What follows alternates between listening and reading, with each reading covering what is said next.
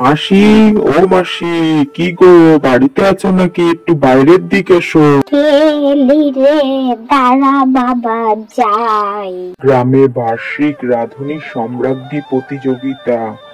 আগামী রবিবার যে সেরা রান্না করতে পারবে সে পাবে সোনার খুন্তি পুরস্কার। ঠাকুমা, আমি তাহলে ওখানে নাম দেব?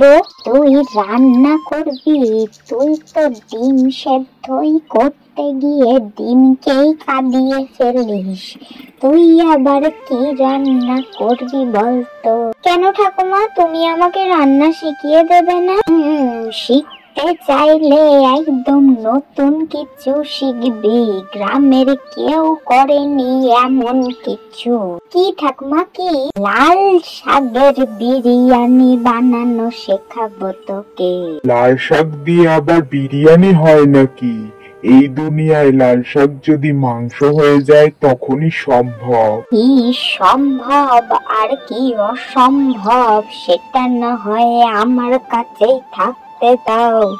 তুমি রিমির নামটা লিখিয়ে নিও প্রতিযোগিতায়। ও অংশগ্রহণ করলো।